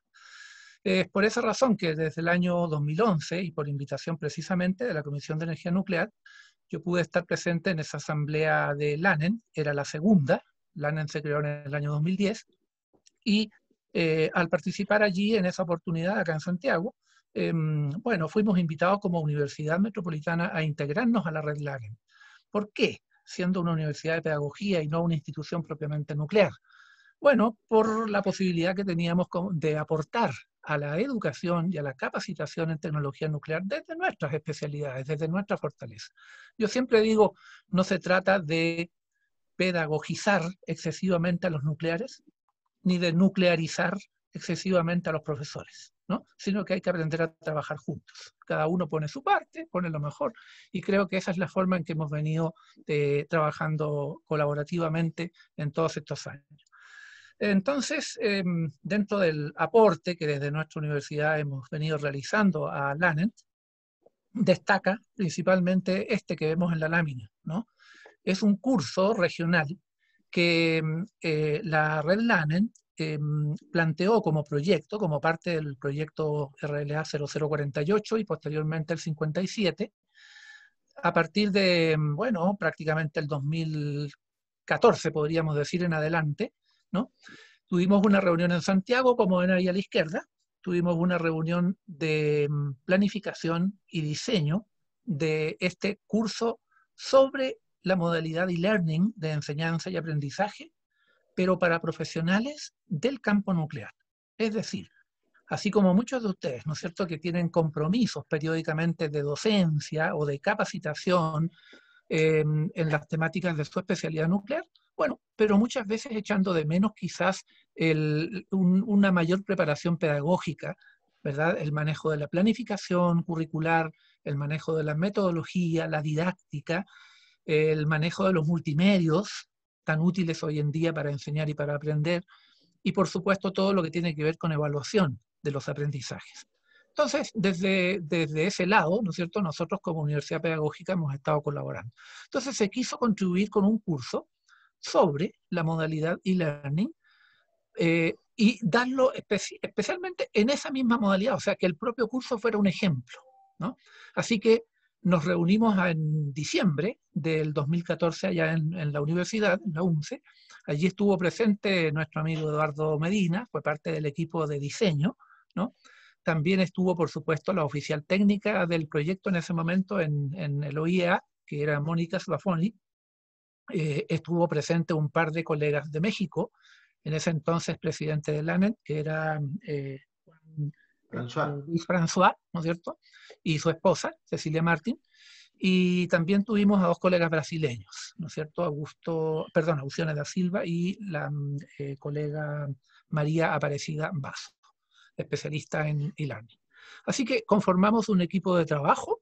Fue muy productivo porque en algo así como 3 o 4 días de intenso trabajo en la universidad dejamos completamente planificado ese curso, que por lo mismo se pudo dar de inmediato en una primera edición a los pocos meses. Acá en Santiago, en la universidad fue la sede, y tuvimos entonces a una primera cohorte, ¿no es cierto?, en el año 2015, que tuvo un total de 5 participantes extranjeros. 2 chilenos, digamos, y los otros eran, perdón, estoy mal, 11 participantes. 11 participantes. De todos los países que se ven arriba, bueno, ahí en la lámina. El año 2016 lo hicimos en Lima, Perú, con 25 participantes. El 2017, con 26 participantes, se hizo en Costa Rica. El 2018 en Uruguay. Y el año pasado se hizo en Brasil, Río de Janeiro. Totalizando entonces con todas las versiones hasta ahora 100 participantes, específicamente en la etapa presencial. Porque como dice aquí al lado, en la columna de la izquierda, ustedes ven que todas esas ediciones del curso tenían primero una etapa online de pre-entrenamiento durante un mes. Por supuesto, cada uno a su propio ritmo, con un grado de tutoría por parte nuestra desde la universidad para los que la necesitaban, estudiando los contenidos más bien teóricos, y realizando, o al menos iniciando, el diseño de un pequeño proyecto de transferencia a sus aulas o a sus ámbitos de trabajo, ¿no? Enseguida nos reuníamos en cada oportunidad en un país diferente de la región, durante 5 días, trabajando intensamente en talleres presenciales de uso de herramientas de diseño y producción de material didáctico, multimedia, para la modalidad e-learning. Entonces, así fue como operamos durante todo este tiempo y totalizando, como les decía, a esta fecha 100 participantes de los 17 países que ustedes pueden ver en la parte superior de la tabla. En la actualidad, hoy en día, el curso está ofrecido en modalidad exclusivamente online, autogestionado, o sea, no tiene tutoría y tampoco tiene la etapa presencial de taller. Se acomodó a esta nueva forma y hace 2 días yo entré a revisar periódicamente, entro allí a ver cómo van las cosas y había como 108, 110 participantes inscritos. Qué bueno. Desconozco cuántos de ellos irán a terminar. Ojalá que muchos terminen y ojalá que les sea muy provechoso el curso. Así que en una forma muy resumida, en beneficio del tiempo de todas y de todos, es lo que yo les podría comentar. No sé, prefiero dejar si me quieren hacer alguna pregunta adicional. Sí, bueno, ya por allí Paulina escribió un poco si se podía aplicar de forma particular y definitivamente Eduardo se adelantó a que es autogestionado online, así Sí. Que obviamente sí podemos. Exactamente. El curso está abierto y disponible gratuitamente en el portal educativo de nuestra red LANET. Allí ustedes entran al portal y, bueno, tienen que ingresar a la parte de educación, a la parte educativa, ¿no es cierto? Y entonces van a poder encontrar rápidamente, se llama curso de e-learning en e-learning. Quiere decir sobre modalidad e-learning y impartido en modalidad e-learning. ¿Ya? Así que ahí se puede hacer la inscripción y en cualquier momento se puede inscribir. En cualquier momento. En cualquier momento. Yo periódicamente estoy entrando, revisando y estoy tratando de animar a través del foro que se dispone allí, estoy tratando de animar a que la gente se presente, que completen sus perfiles, porque el gran objetivo que teníamos entre manos desde el año 2014, cuando se diseñó este curso, era ayudar al organismo internacional, ¿no es cierto?, en este gran objetivo de crear comunidades de práctica regionales. Entonces, todavía tenemos ese objetivo un poquito pendiente, pero pensando que ya hay 100 profesionales yo tengo la base de datos completa, en algún momento la compartí con Eduardo. Podríamos proponernos, a lo mejor, a propósito de estas mismas reuniones periódicas, proponernos esto de irle dando forma, activar esta comunidad de práctica sobre la modalidad e-learning para profesionales nucleares de toda América Latina y el Caribe. No, profesor, excelente, excelente. Yo creo que de verdad un trabajo súper arduo y que además ahorita, hoy por hoy, en un momento como el que vive el mundo con el tema de la pandemia, usted tuvo la visión en el momento perfecto, ¿no? Hoy por hoy es algo más que necesario.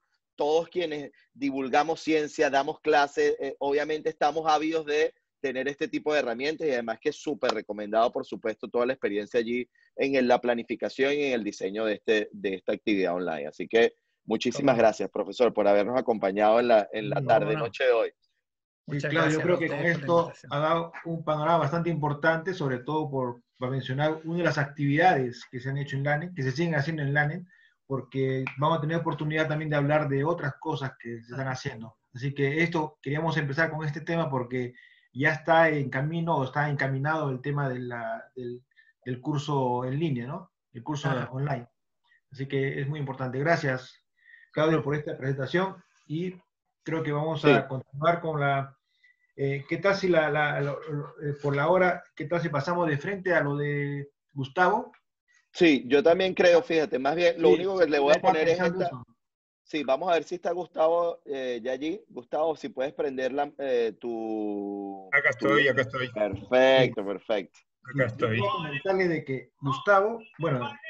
Ya, permítame un momentico, Eduardo, para poderle dar el pase a Gustavo. Bueno, tú ya tienes.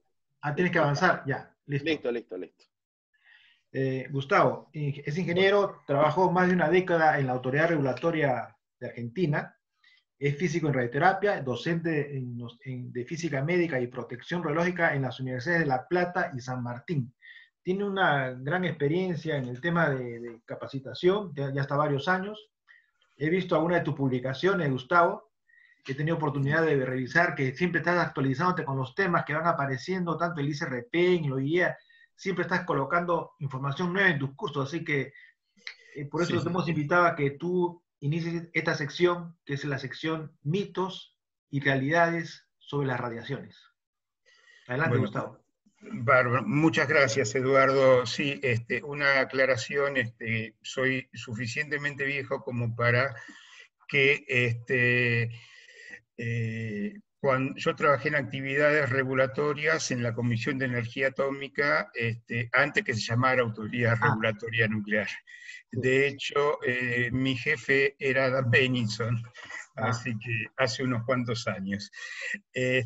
Bueno, más que nada cuando comienzo a dar clases, no en los cursos avanzados, sino para los técnicos, postulantes a técnicos radiólogos, técnicos en diagnóstico por imágenes, me doy cuenta que la mayoría, muchos de esos ya vienen con alguna experiencia laboral y con conocimientos, entre comillas, o ellos creen que conocen, digamos, tienen ciertas certezas que en realidad no son correctas. Puede ser más o menos fácil o complejo enseñar ciencia a alguien que quiere enseñar y que quiere aprender y que sabe que no tiene los conocimientes. El problema es cuando le tienes que cambiar la idea a alguien que está convencido que las cosas son de cierta manera.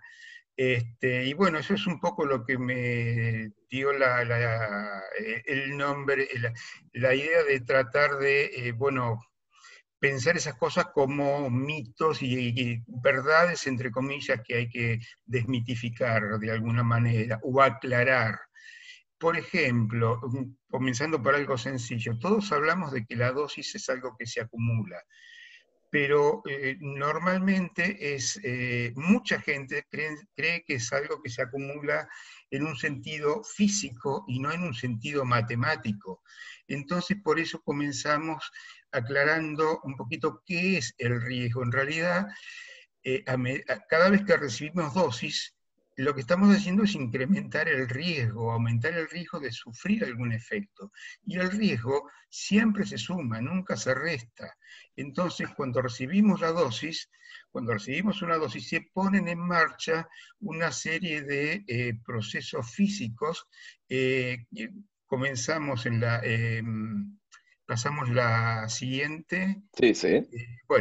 Bueno, vamos describiendo esa serie de procesos físicos que comienzan con la interacción sobre la célula que es prácticamente instantánea. Eso da lugar a una serie de mutaciones en el ADN que disparan una serie de mecanismos de reparación que actúan en el término de unas pocas horas. Esos mecanismos de reparación, la siguiente, por favor. Esos mecanismos de reparación, en la mayoría de los casos tienen éxito, pero en algunos casos no tienen éxito. Entonces, cuando esos mismos mecanismos de reparación no funcionan y se produce la mitosis y todas esas y se produce un clon de células hijas que tienen alguna información cambiada, eso dispara a su vez una serie de procesos médicos, procesos inmunológicos, de promoción, de crecimiento de tumores que a lo largo de muchos años pueden terminar en una, si eso termina en un cáncer, por ejemplo, muchos años después va a terminar en una manifestación clínica de esa lesión.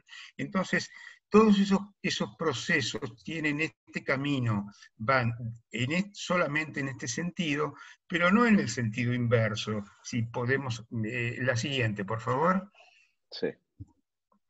La siguiente, o sea, no en el sentido inverso. Es decir, no podemos volver en tiempo atrás y no podemos descargar la radiación como si se descarga la carga de una batería que se puede volver a recargar, por ejemplo, o la carga en un capacitor, o la carga, se puede almacenar un líquido en un recipiente que luego se puede vaciar, o una contaminación radiactiva que puede de alguna manera poder vaciarse o limpiarse. Hay algunos métodos, que no es el tema de hoy. Entonces, cuando hablamos de que la dosis se acumula, no se acumula en un sentido físico, sino en un sentido aritmético. Siempre se suma, lo que se suma es el riesgo. La siguiente, por favor, y final. Entonces, el proceso es irreversible. Lo que podemos decir, en realidad, es más propio, mejor que decir que la dosis se acumula en el cuerpo, como si fuera, porque eso podría dar lugar a interpretar lo que se acumula en un sentido físico, como un ente físico. Mejor que decir que la dosis se acumula, es decir, que el riesgo se suma. Y cada vez que recibimos una dosis de radiación, estamos iniciando un proceso de esto, y cada vez que un proceso de esto se pone en marcha, el hecho de recibir dosis a posteriori o dejar de recibirlo, no va a modificar el destino de este proceso. El efecto final, el final de este proceso, que puede ser muy variado, acá lo que tenemos es solamente una probabilidad. Entonces, esto da pie a otra cosa, a otro concepto o a otro mito, entre comillas, que trataremos eventualmente en otro momento. ¿Para qué sirven las licencias profilácticas, lo que se llama licencia profiláctica? La gente que trabaja con radiaciones tiene en muchos lugares vacaciones adicionales.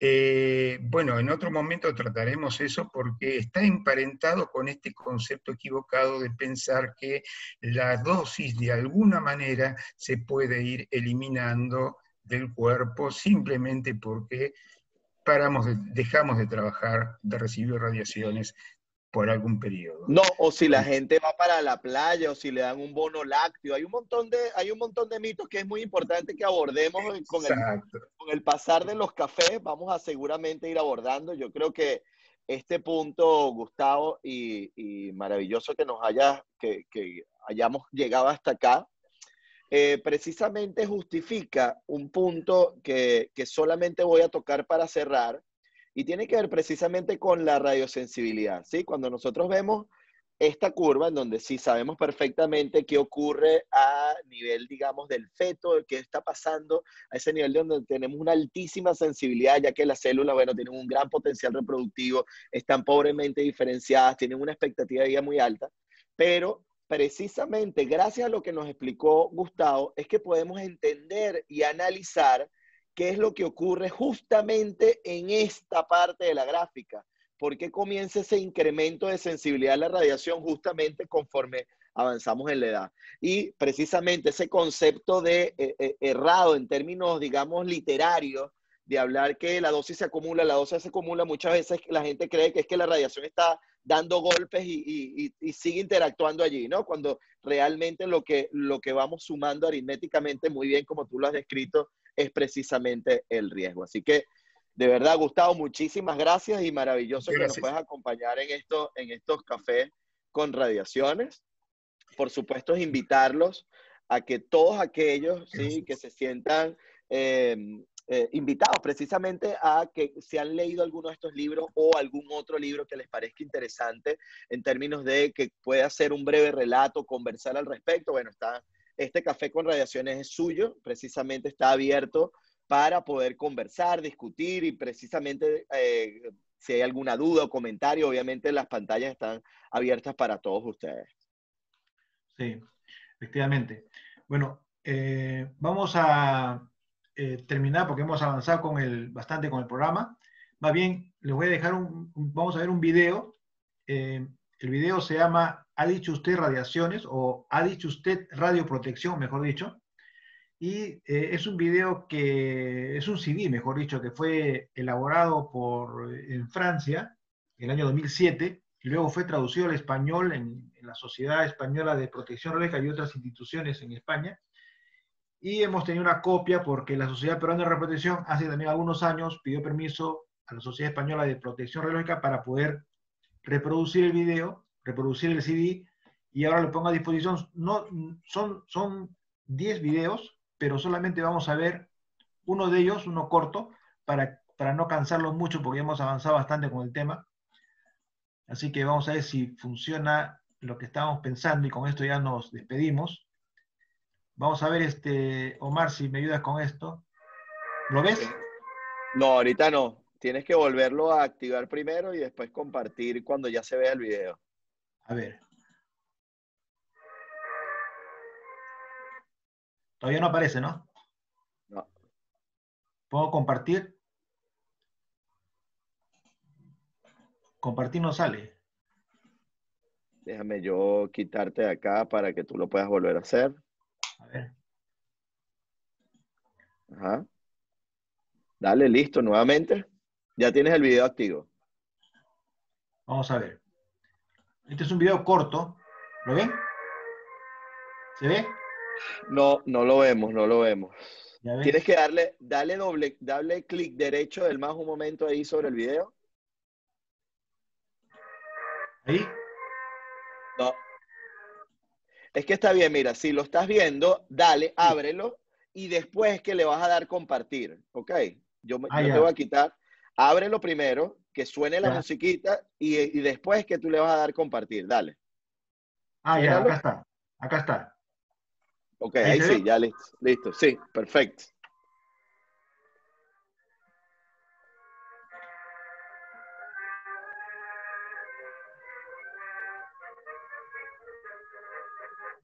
Para contar nuestra historia, es preciso remontarnos más de un siglo atrás.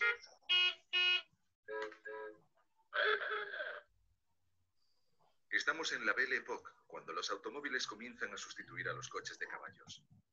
Por una extraña coincidencia, dos acontecimientos de importancia mundial ocurren el 28 de diciembre de 1895. En primer lugar, en el Gran Café de París, los hermanos Lumière organizan la primera sesión de cine del mundo. En el programa, una serie de filmes cortos como El regador regado. En efecto, es asombroso. Ese mismo día, en Alemania, Gillen Conrad Röntgen anuncia que acaba de descubrir unos rayos invisibles. Como no conocía su naturaleza, los bautiza como rayos X. Fíjense bien. Con estos rayos se puede ver en el interior de los objetos. Y cuando se interpone la mano, son los huesos los que aparecen.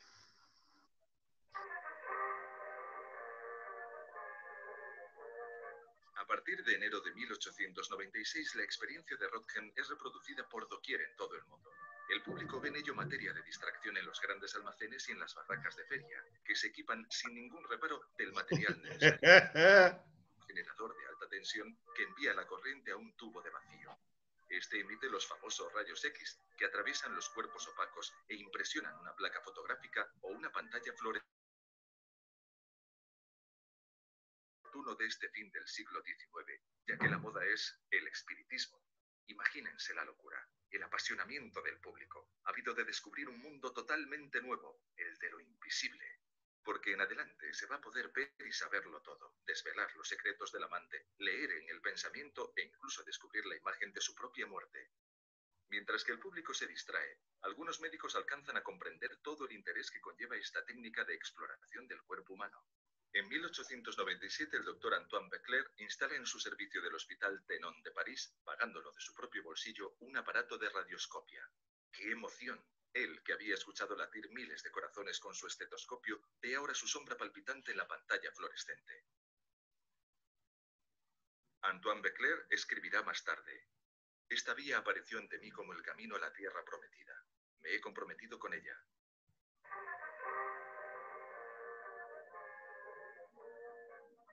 El entusiasmo de Antoine Becler es compartido rápidamente por sus colegas, y en algunos meses se crean cientos de servicios de radiología. Los aparatos de rayos X entran en los hospitales varios años antes que la electricidad. Hay que accionar a mano la máquina que produce la alta tensión.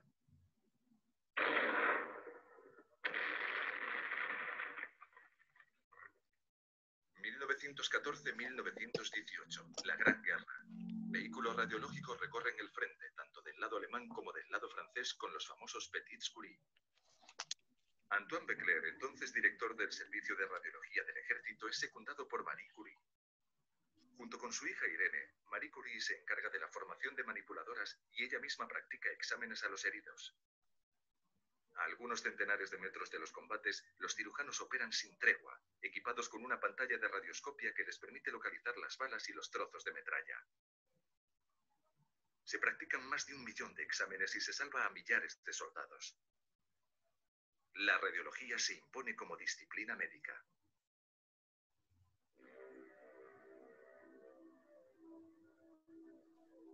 Pero los pioneros de la radiología ignoran el peligro de los rayos X. Manipulan los aparatos sin precaución.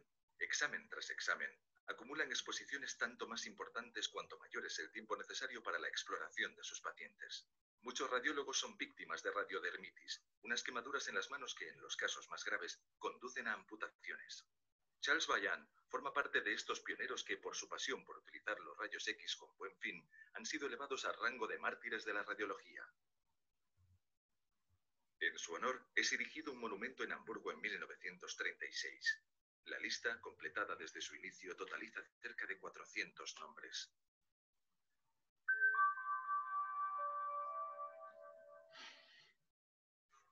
Sin embargo, los rayos X son un auxiliar indispensable para los médicos. Hay que recordarlo. Asociados con los antibióticos que abren la vía de la curación, los rayos X permiten vencer la plaga de la tuberculosis. Hinche el pecho, no respire más, respire. ¿Cuántos hombres y mujeres son salvados gracias a las campañas de detección?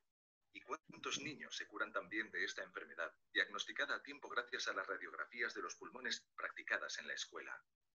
Indispensables, irreemplazables rayos X, a condición de que la radiología introduzca medidas de protección.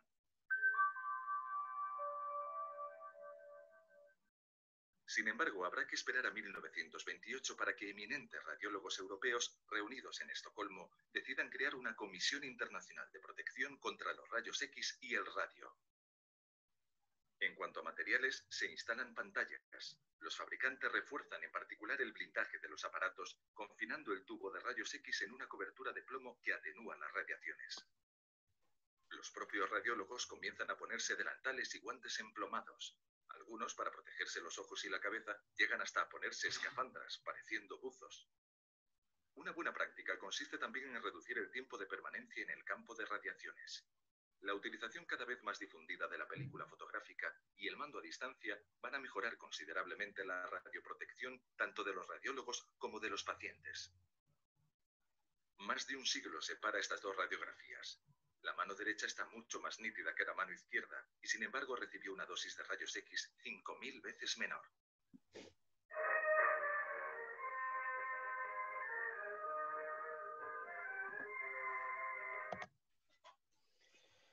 Bueno, maravilloso ese video, Eduardo, de verdad.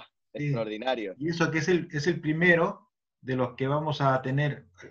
Ya no puedo regresar a la... Listo. ¿Cómo hago? ¿Regreso? No, ya estamos listos. Ya vamos a... Ya. Voy a quitar. Ajá. Sí, bueno, ya con esto vamos a terminar Estos son 10 videos. Hemos visto el primero, que de alguna manera también resume lo que hemos visto en el programa anterior, sobre Curie, sobre los rayos X, etc. Así que vamos a ir pasando un video en cada programa que tengamos. Así es. Bueno, y nos vemos el primer jueves del próximo mes, el primer jueves de septiembre. Además, un mes súper importante porque yo cumplo años, así que no nos lo podemos perder. Contá que no sea el primer jueves. No, es el 14, pero voy a hacer la cuña, ya que Aníbal pudo, yo también. Bueno, gracias a ustedes gracias a todos por seguirnos. Nos vamos hasta el próximo programa y van a verlo, el video lo van a ver en YouTube, en Facebook también lo van a ver, buscan Café y Radiaciones, ahí nos van a encontrar. Ahí vamos a poner todas las indicaciones, todos los detalles, lo que hemos visto el día de hoy y lo del próximo programa. Me despido, lo mismo Omar, gracias por todo Omar. Gracias a ti Eduardo, chao, saludos a todos, a cuidarse muchísimo y feliz fin de semana. Chao, hasta luego. Chao. Chao, gracias a todos. Gracias a todos.